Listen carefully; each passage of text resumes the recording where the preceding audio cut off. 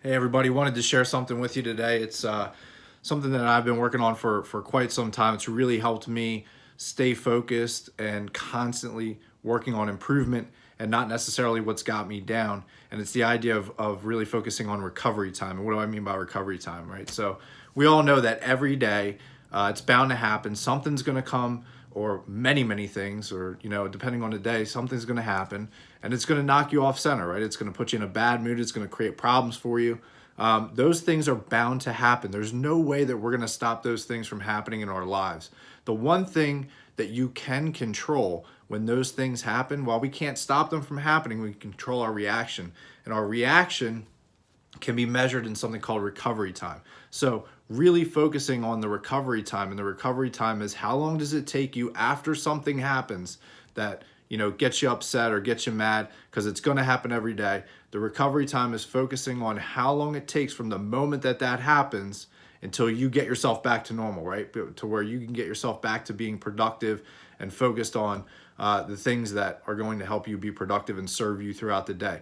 So while you're paying attention to that recovery time, every time something happens, every time something that pops up gets you upset, gets in your way, really focus on that recovery time, how long it takes you to get back to normal, right? We'll call it normal, but how long it takes you to get back to just a centered feeling where you can go back to being productive, and try to minimize that recovery time over time. And you can do this with everything. It can go from anywhere from, stubbing your toe on the table, because we've all done that and it hurts, but how long are you really going to dwell on that? And the reality is that we're never going to stop ourselves from stubbing our toe. We're never going to stop somebody else from entering our day or sending us an email or doing something that's going to make us upset or uncomfortable. The only thing we can control is our reaction, and more importantly, our recovery time. How long can we kind of shrink down that time to? How quick can we make it so that we're efficiently moving back to what actually is going to help us be productive and serve us and our goals and what we want to accomplish with our, week, day, month lives?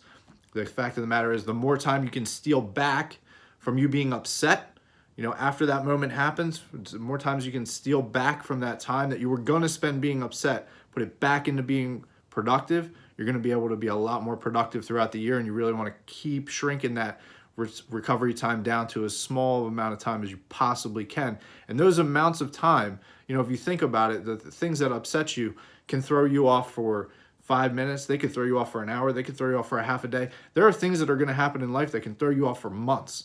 The key that you have to focus on is, it's not those events, it's the time that it takes for you to recover. So how can you minimize your recovery time and get back to normal, being productive, and going after the things that'll serve you and help you reach your goals? So give that a try. Pay attention every time these things come up in your day, upset you. Pay attention to your recovery time, how long it takes for you to get back to normal and productive, and then try to manage that time down as small as you can, so that you can bounce back and be extremely productive throughout the rest of the day. All right, it's called resiliency. You want to pop right back, get back to being productive. So thank you so much. Appreciate your time. Try it out. I know it'll work for you.